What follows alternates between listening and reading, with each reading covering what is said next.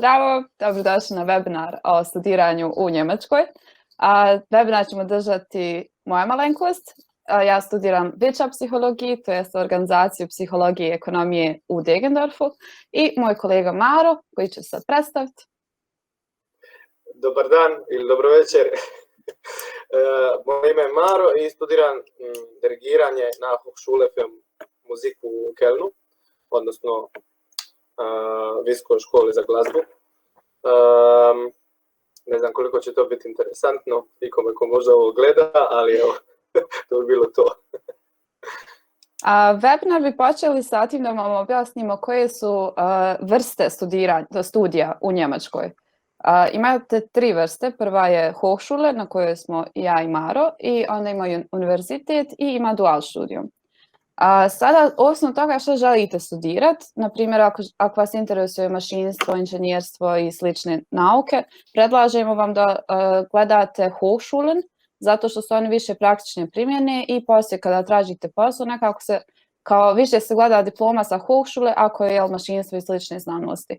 Dok ako vas, na primjer, interesuje psihologija ili, ne znam, te neke sociologija i te vrste nauka, onda upišite univerzitet jer on se više fokusiraju na teoriju i također poslije imate mogućnost upisati doktorat, dok na primjer sa završenom Hochschule ne možete upisati doktorat, znači možete samo master i to je to. A dual studijum, to je skroz druga vrsta studiranja, to je u suštini pola sedmice ste na faksu i imate ovako 3 dana predavanja, ostatak sedmice ste na praksi koja je u većini slučajeva plaćena, ali praksu i partnera morao bi se sam tražiti. Sad, dual studio na prvu možda izgleda kao super ideja, jer ok, studiram i odmah radim u svojoj struci, dobivam džeparac, to je odlično, why not, ali iskreno vam kažem, zato morate biti jako jak karakter, zato što to znači da ste 24 sata aktivni, da ili učite ili radite zadaće ili, ne znam, vam je šef na praksi poslao neku drugu papirologiju koju morate završiti. Znači, to je baš da 3 godine se fokusirate skroz na vaš studij i na to što vas interesuje. Tako da ako i dalje sa 18 godina niste toliko sigurni šta tačno želite da studirate, onda ne preporučam dual studijum. Dok ako, na primjer, već znate, ne znam, na primjer, želite biti HR, onda definitivno dual studijum, jer biste odmah iz prve ruke imali iskustvo šta sve jedan HR radi u firmi i slično. Druga stvar što bi vas vjerojatno najviše interesuje jeste postupak prijave na fakultet. Što se tiče datuma, otprilike svi fakulteti za bachelor primaju tek nove upisane za zimski semestar, što znači da su prijave otvorene već nekad u maju ili junu, ovisno od fakulteta. Na primjer, moje su bile ovako početkom maja, otprilike su bile otvorene i onda već sam u junu imala odgovor da li sam primljena ili ne, ali opet to zavisi od fakulteta do fakulteta. Nešto što smo čuli na zadnjem webinaru jeste da očito u Njemačkoj postoji neki scam koji agencija vama nudi da vi njima pošaljete sve vaše dokumente i on će vas sam prijaviti na neke fakultete. To definitivno nemojte raditi, zato što svaki fakultet koji vas interesuje ima svoj international office i njima se direktno javite i oni vas usmjeravaju ako imate neke nedoumice ili ako, na primjer, nemate sve dokumente baš u tom trenutku, kao, ne znam, jeste srednjoškolac, pa vjerojatno vam je diploma možda poslije roka prijave, pa morate poslije dostaviti i slično. Tako da, ne postoji nikakva agencija koja to radi za vas, može jedino fakultet, to jest international office, i samo njima šaljete vaše podatke. Da.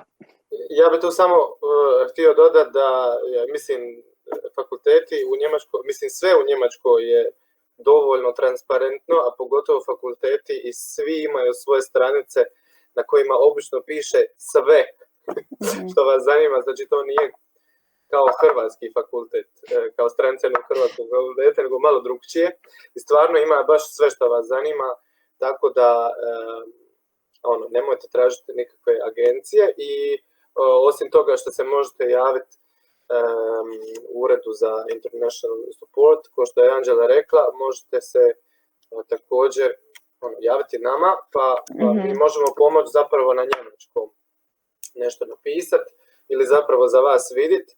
I obično su dosta fleksibilni što se tiče diploma, odnosno svjedodžbi iz srednje škole i tako dalje.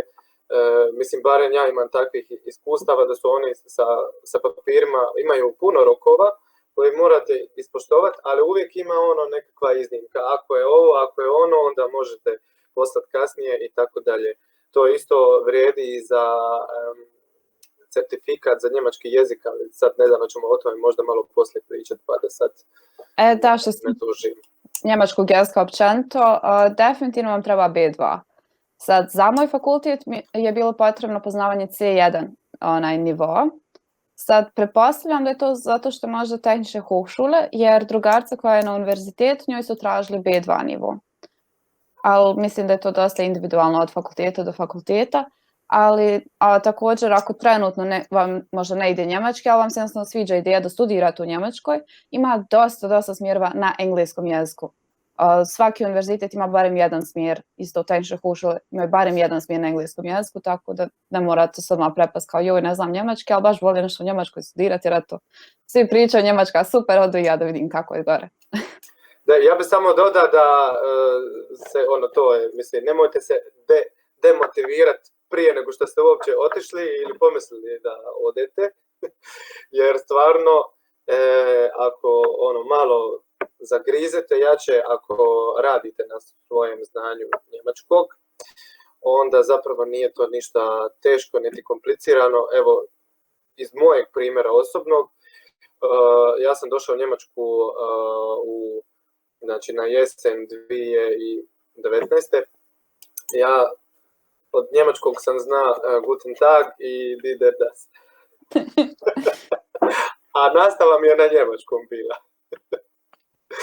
Tako da, mislim, i zapravo vrlo brzo ako pričate engleski, mislim, i ti jezici su na neki način slični, a i ljudi su vrlo susretljivi, mislim, barem su bili u mojem slučaju.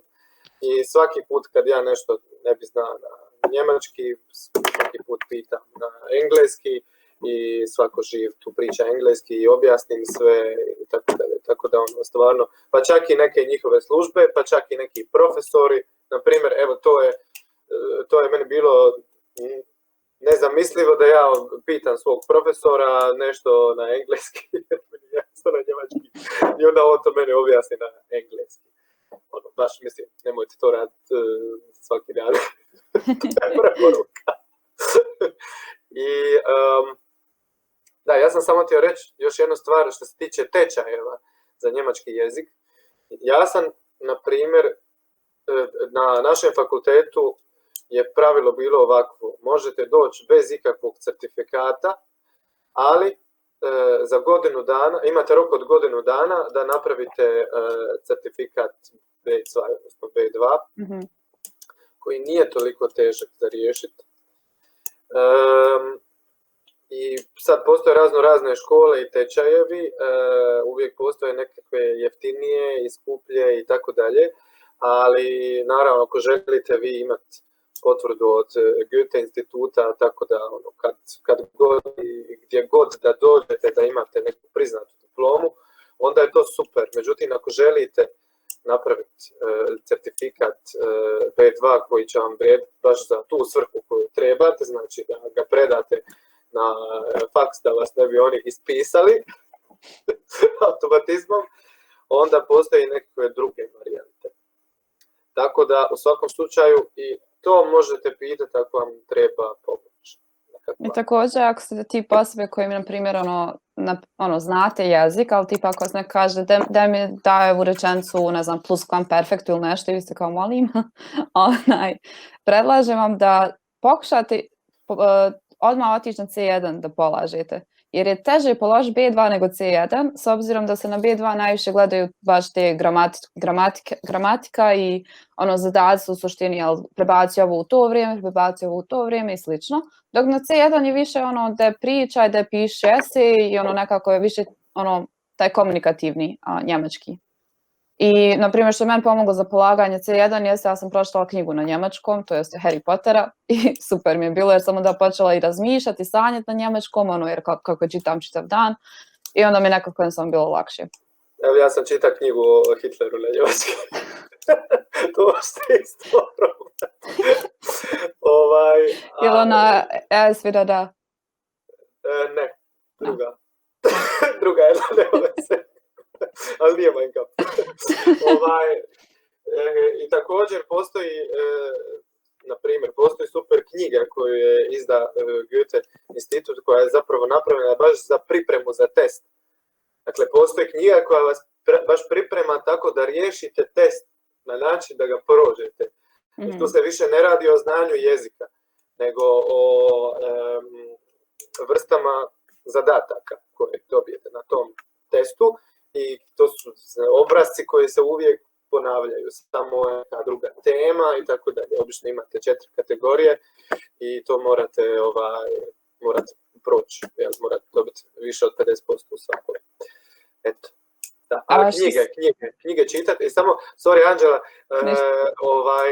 ja sam, na primjer, ja uopće nisam pohađao nikakav kurs na kraju. Mislio sam, ali na kraju to nisam. Čitao sam knjige, ima također super stranica online koja se zove Deutsche Welle Learn German i ona je stvarno za početnike, ali stvarno je dobro napravljena, tako da preporučujem svima. I može se i bez kursa, odnosno bez tečaja, naučiti dovoljno dobro da možete položiti B2, to nije nikakav problem. Samo morate malo zagrati stolicu koji je obično u životu. Da.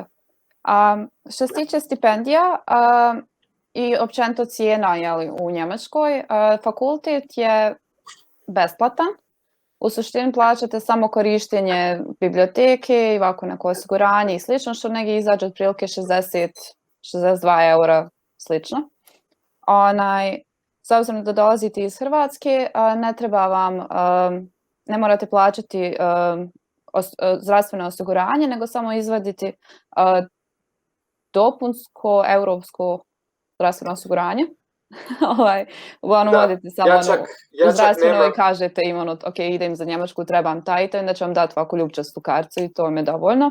Ja čak nemam niti dopunsko, samo sam ti reći. Ja čak nemam niti dopunsko, ne znam kako to funkcionira. To se vjerovatno isto u nas stalno minja, tako da u svakom slučaju možete. I u suštini sa tom ljubčastom karticom, onda kad dođete u Njemačku, odete u bilo koju njemačku osiguravajuću kuću, kao što su, na primjer, DAK, AOK i slično. I onda vam daju neki formular koji potpišete da samo govori da su oni ti posrednici u Njemačkoj. I sa tim papirom onda idete na fakultet i onda ste završili s time. Također, znači, eto, stipendije. Stipendije pa baš i nema toliko. Možda zavisi od vaše situacije. S obzirom da dolazite iz Hrvatske, moj prijedlog bi bio se javiti Hrvatskoj ambasadi u kojem se već gradu, na primjer, ne znam,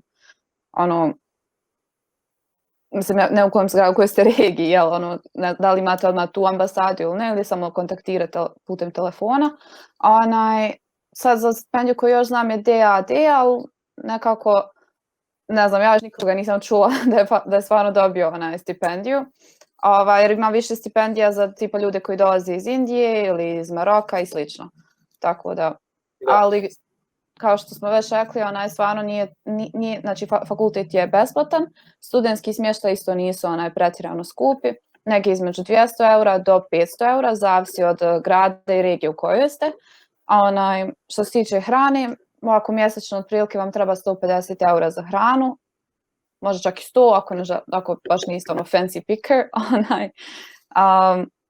Što se tiče izlazaka, pa cijene su možda malo skuplje nego u Hrvatskoj, tako da nije tolika razlika. Isto što, na primjer, trebate znati kad dođete, to dosta studenata se na to zezne, jeste taksa na korištenje TV-a, interneta i radija, koja je obavezna, ali dosta studenata kao pa nešto plaže, kao nisam dugo tu, svakako ne koristim ni radio, ni TV, ni kao ne treba mi to, i onda dobiju veliku kaznu. Tako da ona se mora plaćati, plaća se po kućanstvu, znači ako živite sa cimerima, onda znači samo jedna osoba plaća, to je se podijelite cijenu. Ja bih vas svakako savjetovao da koja vam god pošta dođe u Njemačkoj, nemojte baciti u kantu, Mhm. prije nego što je pročitate i pročitate dobro. Jer u Njemačkoj niko neće zaboraviti na to. Nego vam samo rastu kamate. Da. I to je stvarno jedan sustav koji funkcionira dobro i oni će vas naći. Ako ste vi dužni nešto. To je stvarno tako. Anđela, mogu samo nešto dodati? Mhm. Ja sam, što se tiče plaćanja faksa, evo Anđela je rekla kako kod njih funkcionira, ja bih htio dodati u Kelnu, ja sam dakle na Hochschule für Musik, nisam siguran kako je na drugim fakultetima. Mi naime plaćamo semestar 300 eura, ali Imate onu kartu uz to, ja? Tako je, uz to dobijemo kartu za vlak, tramvaj, autobus, dakle sva moguća prijevozna sredstva, javna prijevozna sredstva, ne u Kelnu, nego u cijeloj regiji. U regiji, da. Znači, odnosno u cijeloj državi, jer Njemačka je podijeljena na nekoliko država, ona je kao Amerika, na primjer, kao SAD, tako da dobijete tu kartu i možete putovati po cijeloj državi onda. Što se zapravo i dosta isplati, ako ćete malo putovati, tako ćete vidjeti koji drugi grad, zapravo onda možete sve besplatno obaviti. A sad sam se na to htjela nadovezati što se tiče života u Njemačkoj. Jedna od možda prvih stvari koje trebate sebi kupiti jeste jedna zgodna dekica koja se može lagano ispremiti i ono može stati u ruksak, jer u Njemačkoj je sasvim normalno da ovako šetate kraj neke rijeke i na bilo kojoj zelenoj površini ljudi samo prostor deku sjede i tu leže čitav dan, druže se s društvom, čitaju knjigu ili slično, što ja barem nisam u Hrvatskoj primijetila da je toliko, da je okej. Ma ne, pa svaki dan idemo sa dekor. Da. I što se tiče, Njemačka ima dosta tih zelenih površina, tako da u kojem god da mjestu nađete svoj fakultet, kladim vam se da ima barem 5 ovih grill placa oko vas, ili livada, ili planinarskih opcija i slično. Tako da, što se tiče te strane, dosta je lijepo biti... Aha, nešto neko se želi, ok. Bravo! Uglavnom, znači, što se tiče te strane, isto je lijepo studirati u Njemačkoj, jer nekako je lijepo za vikend otići malo u prirodu, opustiti se i slično. Još samo za cijene sam htjela dodati mobilne operatere. Sada imate na ugovor tipa Vodafone, O2 i još jedna, Tele2, ne Tele2, Tele2 je Hrvatska. Telekom. Ne, Telemach isto Hrvatska. Yes. Glavno još treća.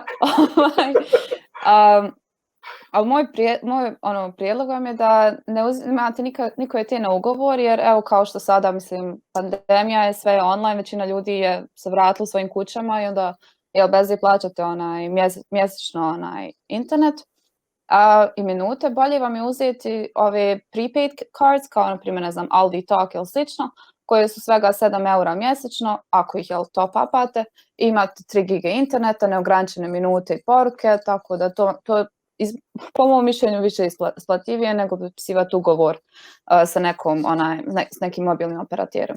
S tim da, ja sam samo htio reći što se tiče brojeva i što se tiče hrvatskog ili njemačkog broja. Naprimjer, ja imam još uvijek hrvatski broj. Znači, vi ako ćete ostati na hrvatskom broju, dobro, ja sad imam nekakvu obiteljsku tarifu, pa je to nešto jeftino i tako dalje. To sad onako ovisi o svakom operateru, ali vi možete isto tako bez problema, osim ako vam, ne znam, ako vam se to ne uvjetuje nečim, da baš morate imati njemački broj, vi i dalje možete normalno funkcionirati u Njemačkoj i sa hrvatskim brojem. Neke će vam stvari možda biti teže ako vam se nešto malo više naplaćuje i tako dalje, ali opet postoji i WhatsApp za sve vaše prijatelje i tako dalje, a na faksu i onako komunicirate sa profesorima ili sa službama preko maila. I to je najčešće nije niti Gmail, nego ima službeni mail od faksa. Tako da čak možda i ne morate mijenjati broj. Evo, ja i dalje normalno funkcioniram sa hrvatskim brojem. Kaži.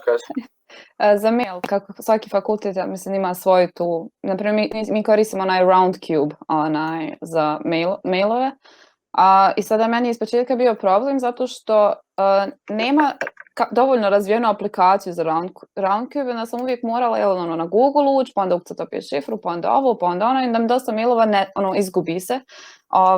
I onda mi je drug predložio da instaliram Bluemail, gdje u suštini mogu odmah spojiti svoj Gmail i studentski mail i sve ostale mailove koje imam i onda dobijem odmah notifikaciju čim dobijem mail. Tako da to vam svima predlažem da instalirate kad dođete, jer je stvarno lifesaver, gdje, na primjer, više ne moram stojati pola sata ispred predavanja, misleći da imamo predavanja, profesor je poslao kao ne nemamo. Da. I općenito provjeravajte mislim, to se kod nas se zove Hochschulmail, ali uglavnom mail od faksa, provjeravajte taj mail.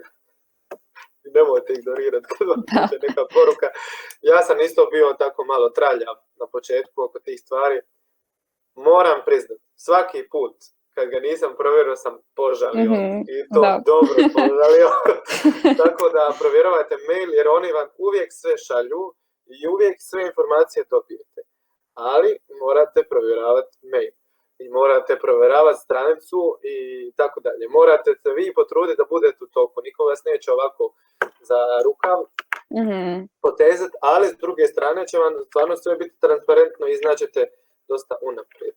I isto kad smo već kod toga, planirajte svoje vrijeme dobro, jer se u Njemačkoj dosta često sve zna unaprijed, tako da odmah zapišete kad vam je nešto i kad je neka promjena, jer će to tako sigurno ostati. On će vam reći 3 mjeseca unaprijed da je nešto ovako, pa najbolje vam je da ili imate planer u mobitelu ili da imate, ja imam planer kao knjigu stvarno. Ovako, plava, nije crna knjiga, ali je plava. Tako da stvarno pišite stvari i olakšajte sebi život. A samo sam htio dodati prije nego što Anđela što se tiče hrane još, postoje i menze. I obično su vam to cijene oko 2-2,5 eura, barem je tako u Kevnu. Znači, za njemačke standarde vrlo jeftino. I to opet nije taj obrok sad ništa posebno, mislim, ne u smislu količine, nego u smislu kvalitete, ali barem ne morate kuhati. I tako, općenito mislim da skoro svaki fakultet ima svoju menzu. Evo, sad su zatvorene trenutno, većina ali imaju dostavu. Korone, ali imaju i dostavu ili možete preuzeti. Tako da, i što se tiče stipendija DAAD, ja bih vam to svakako preporučio da pogledate. Mislim, ja sad isto tražim sebi stipendiju, ali u svakom slučaju nemojte odustati. Prijavite se na sve na što se možete prijaviti. Ja sam tako dosta često radio, evo sad mi je stigla nekakva jednokratna potpora stipendija koju sam prijavio prije 3 mjeseca, na koju sam skroz zaboravio. Jer Njemačka stvarno ima financijskih sredstava, znači njima novca ne fali. Tako da je vrlo moguće da ćete dobiti nešto na što se prijavite. Dobro, sad evo, DAAD možda i ne, ali stvarno googlajte i ima puno opcija ako malo tražite. Sada ja ne bih volila da zvučimo kao neki dosadni stari studenti i slično, kao koji samo šupljiraju, ali... Jer nismo. Ali stvarno je bitno da redovno učite, jer ispiti su svi integralni, znači čitav semestar, whole semester out of work, jedan ispit koji većinom traje između 45 minuta i sat i po, maksimalno. Tako da stvarno redovno učite, jer nećete sve stići 5 do 12. I sad, naravno, sad ćete vi pamati kao, pa naravno da ću učiti kao redovno, ili onda kad dođete kao, pa haj, mogu sljedeći, i onda će vam se nakupiti i onda ne znate šta ćete od sebe. A u Njemačkoj... Znači, imaš iskustva nekog. A u Njemačkoj imate 3 pokušaja za izlazak na ispit. Prvi je u roku kada je već ispit, sljedeći vam je tokom ispita sljedećeg semestra i treći vam je za godinu dana. Tako da ako ga treći put padnete, izbačen ste s fakulteta i ne možete studirati ništa što sadrži taj predmet koji ste pali u Njemačkoj. Tako da je stvarno onako bitno da redovno učite i da vas ne bi izbacili s fakultetom. Ili tražite neki rijetki predmet kojeg ima samo na jednom od dva fakulteta. Upravo.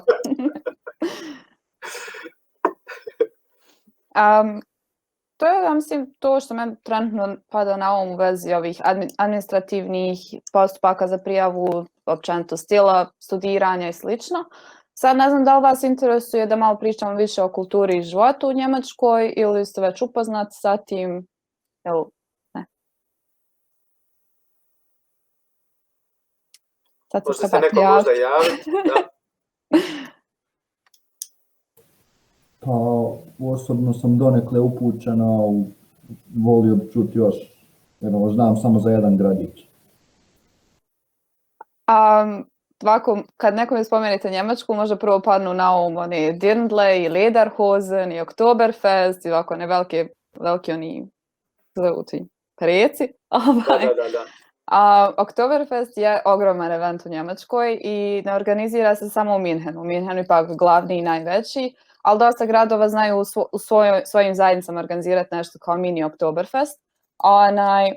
Što se tiče ljeta u Njemačkoj, jednostavno je svaki grad pun svakakvih festivala, od Summerfesta do, ne znam, na primjer da sam ja u Bavarskoj, kao Bavarian Music, imam još neka, Bavarian Music Festival i slično, tako da uvijek ima nešto raditi, samo je to sad korona pa baš nema,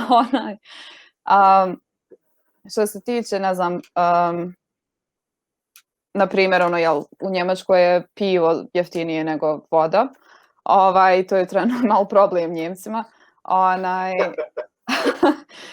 Ali gdje god da idete, vidjet ćete nešto se zove Biergarten, kao pivsko dvorište. I to su neki najčešći tipovi, pa sad ne mogu baš reći restorana, jer nije restoran, ali nije ni kafić.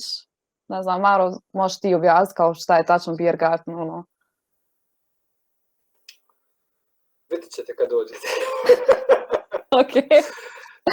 Mislim, ovako, Njemačka je općenito dosta alternativna u svakom pogledu. Znači, imate i za piti, za jest, na svakom koraku, na različite načine, od onih klasičnih načina kao što poznajete u Hrvatskoj. Tako da, ja mislim, ne znam, vidjet ćete, stvarno, kao postoji nekakvi šankovi na otvorenom, ne znam, hodate ulicom, pa evo, neko prodaje alkohol, pa neko prodaje neku hranu i tako, mislim.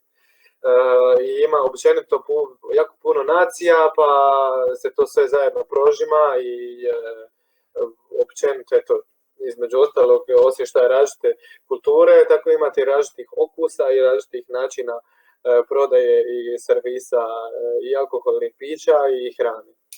Također, kada odlučite se za svoj faks, predlažem vam da potražite ESN na svom fakultetu. Znači, to je u suštini organizacija za Erasmus studente, ali vi, iako niste Erasmus studenti, možete dobiti njihovu i karticu i prisustvovati njihovim eventima. Oni nekako, po mom mišljenju, uljepšuju jednostavno studentski život. Uvijek smišljaju neke zanimljive evente, ako su to putovanja ili možda samo igranje društvenih igara u nekom studentskom domu, do gledanja filmova na otvorenom i slično. Jednostavno, onako zanimljivo je za imat. A i uz tu kartu imate isto onako dodatne popuste, ne znam, na Flixbus, na još neke restorane i slično, tako da stvarno se isplati. Da, ja vam htio malo ispričati o Kelnu. Keln je onako sjeverozapad Njemačke, bivša zapadna Njemačka, i Keln je zapravo ludnica od grada. To je prvo onako vrlo otvoren grad u svakom pogledu. Kažu da ima kao najmanje tolerancije na nasilje i bilo kakve razlike i tako bla bla bla. Odmah nakon Berlina. I vrlo kulturan grad, jedna vrlo kulturna sredina koja je stvarno jako onako internacionalna. Mislim, dobro, sve u Njemačkoj internacionalno, ali postoje ipak nekakvi gradovi koji su, ono, baš vidite odmah da je to. Naravno, jedan primjer je Berlin, ali evo, Köln je malo manji od Berlina, puno manji od Berlina. Berlin je zapravo ko Zagreb, otprilike. Ali stvarno, nema čega nema u Kölnu. Atmosfera je začuđujuće opuštena za jedan njemački grad i ljudi su, po mojem mišljenju, isto tako vrlo opušteni, onako easy going, outgoing. Čini mi se da i vole onako uživati u životu, a ne onako baš samo njemački stil, rad. Da. I tako dalje. Tako da, ono, meni se osobno sviđa mentalitet. Ima puno stranaca, ali vi to ne primijetite, u tome je stvar. Znači, to nije ko da vi vidite nekog stranca u Hrvatskoj, pa onda svi, vidi stranca. Stvarno to nije tako.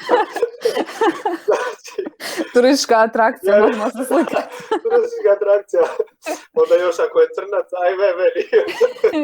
Ne, ali mislim, dobro, sad se šalim, ali stvarno ovdje 90% ljudi su stranci, tako to je normalan način života. Priča se puno jezika. Naravno da je njemački službeni, ali čujete razne jezike na ulici, eto, ko što sam i pričao, raznim okusima, doživljajima i tako dalje. Općenito, dosta toga na ulici. Ne znam, svira se nešto, izvodi se nešto, reklamira se nešto, nemam pojma. Stalno imate nešto, nikad nije dosta. Stalno su, na primjer, u Kölnu na Hauptbahnhofu, odnosno na kao glavnom željezničkom kolodvoru, s tim da to vam je HBF, to vam ima svaki grad u Njemačkoj i to vam je obično tu centar. Uglavnom, ispred tog kolodvora je svaki dan neki prosvjed. Ili je to Ukrajina, ili je to Španjolska, uglavnom organizira se svaki dan neki prosvjed za nešto na nekom drugom jeziku. Tako da evo, to vam je nešto sasvim normalno što možete vidjeti. Ko što München ima Oktoberfest. Köln je vrlo poznat po svojem karnevalu, koji je zapravo jedan, odnosno najveći u tom dijelu Europe. I to je stvarno atrakcija. To je za onoga ko voli karneval, to je ono, san snova. A i za one koji ne vole karneval, mislim, to vam je,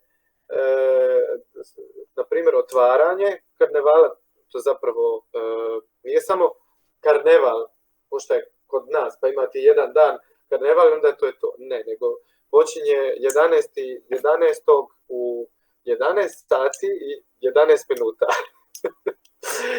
Stvarno. I ne znam sad na kojeg to sveca njihovog pada, ali uglavnom tad počinje i traje sve do Korizme. Znači, sad ne znam koji je to točno datum, ali uglavnom, znači tako imate 3 mjeseca karnevalskih događanja. Vi zapravo imate svaki vikend neki mali karneval ili neke kvizove ili nema pojma, razne događaje, a taj otvaranje karnevala i zatvaranje karnevala, znači to je nevjerovatno. To se nikome ne može opisati ko to nije vidio i ko nije bio tu. To je, mislim, taj grad u tom danu živi samo za to. Znači, oni su svi namaskirani. Svi. I od ujutro do navečer su vanka, izlazi, mislim, to je stvarno ludnica. To bi izvuka ja kao ono, baš neki highlight Kölna. To moram posjetiti. Da, ne, super je, stvarno to je ono, ne možeš vjerovati što se događa. Ja kod tebe na karneval, ti kod mene na Oktoberfest. Može, evo. Imate ovako, onda popoznate nekog u drugom gradu, pa onda vi na karneval, vi na Oktoberfest, to je isto dobro. Eto, uglavnom Köln, ja sam oduševljen u svakom slučaju Kölnom. Grad, na primjer, nije Za onoga ko voli lijepe stare gradove, to nije dobar grad. Ja volim lijepe stare gradove i arhitekturu, jer stvarno volim te stvari i ne mogu uživati u Kelnu. Zato što je Keln sravnjen sa zemljom u Drugom svjetskom ratu. Ali ima puno nekih drugih pluseva, koji su stvarno plusevi, ne ono sad mi kažemo he ima ovo, nego stvarno se osjećate ugodno u tom gradu i stvarno je dobra atmosfera. A to vam stvarno puno znači. Osim toga, Pariz vam je na 5 sati, Amsterdam je na 3 sata i tako dalje. Mislim, Keln je tu skoro u samu granicu. Vi ste praktički za sat vremena na granici. Ja, tako da tu onda imate Francusku, Belgiju, Nizozemsku. Izuzetno dobro povezan. Naprimjer, imate skoro svaki dan let za Beč za 10 eura. Nevjerovatno. Imate isto tako letove za London, za Pariz koji su vrlo jeftini. Ja sam prije korone sam putovao relativno često u Hrvatsku. Ja bi znao doći u Zagreb. Znači, meni je Keln Zagreb meni bilo 30 eura. Znači, odem do Beča avionom i jedan autobus koji košta više od aviona. I za nekih 7-8 sati sam u Zagrebu bez problema. Evo, tako da to vam je, na primjer, ništa posebno. Inače sam isto i to htjela ako plus Njemačke jeste da ima dobre Ryanair, vizije letove za čitav svijet jednostavno, tako da... Da, i vlakovi su dobro, sad znaju, Njemci vam se inače stalno žale kako vlakovi kasne i kako nije ništa više ko što je bilo, ali za nekoga ko dolazi iz područja bivše Juge su njihovi vlakovi, to je ko avion. I stvarno su brzi, vrlo su ugodni, brzo stignete jednostavno. Česti su, ljudi stalno putuju vlakovima, skupi su, ali ja vam preporučujem, ako ste osoba koja voli putovati, da kupite Bahncard 25 ili Bahncard 50, to vam je zapravo kao popust na sve vožnje Deutsche Bahnom, odnosno njihovom državnom firmom, ko što je u Hrvatske željeznice, na primjer. Imate zapravo popust, ako kupite tu Deutsche Bahn 25, imate onda 25% popusta na bilo koju kartu vlakom, ako kupite Bahncard 50, imate 50% popusta i to stvarno nije skupo, koliko se ja sjećam, ne sjećam se točno sad koliko je bilo, ali mislim da je taj Bahncard 25 50 eura sam ja mislim platio. Ja. A imate 25% popusta cijelu godinu. Tako da stvarno se isplati. Evo to je što se tiče... Sad još za kraj, da li i ko od vas ima još neko pitanje na koje bi mogli odgovoriti? Ili vam je sve jasno?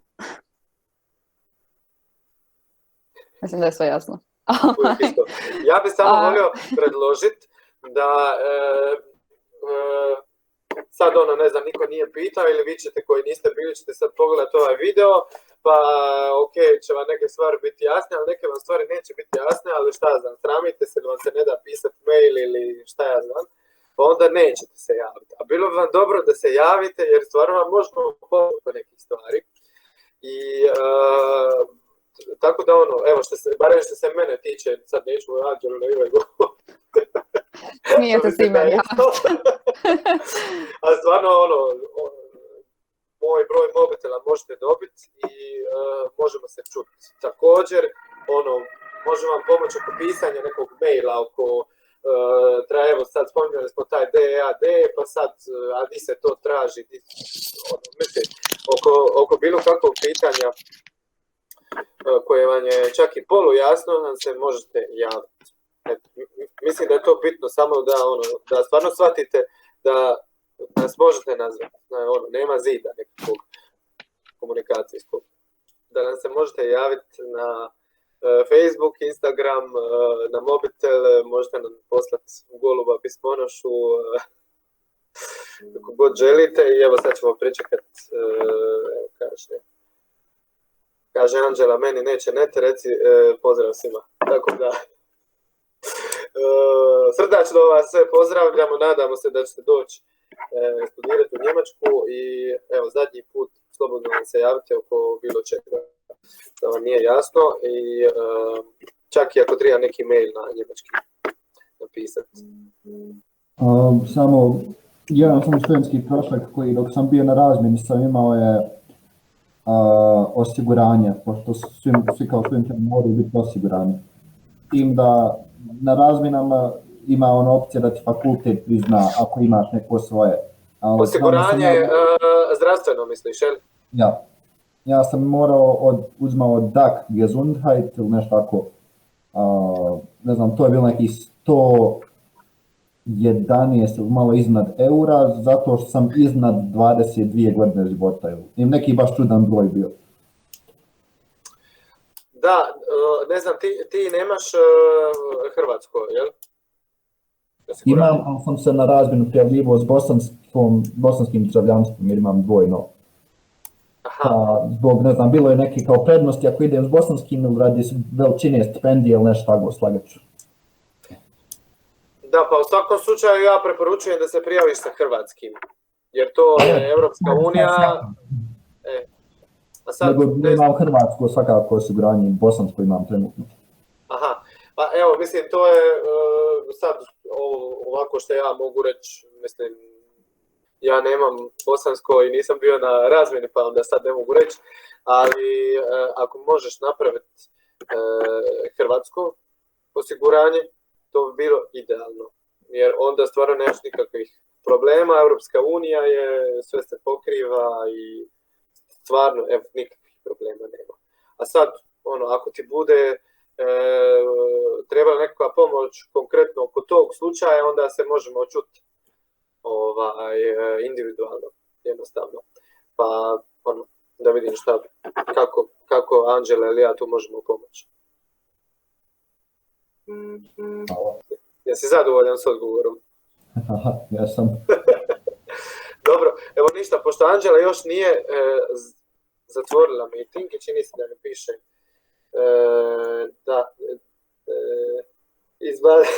Anđela je uspjela samo sebe izbaciti. Tako da ja ću onda zatvoriti meeting. Naravno, ako još neko ima neko pitanje, može postaviti.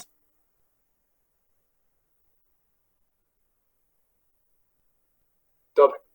Evo ništa onda. Imate naše kontakte, pa nam se javljate sa konkretnim individualnim problemima za koje se nadamo da će ih biti što manje, ali naravno da ćemo vam sve pomoći šta god bude trebalo. Eto, pozdrav svima i vidimo se nekom drugom prilikom, na nekom meetingu, prezentaciji ili tako nešto. I to je to, učite i stojite nam dobro.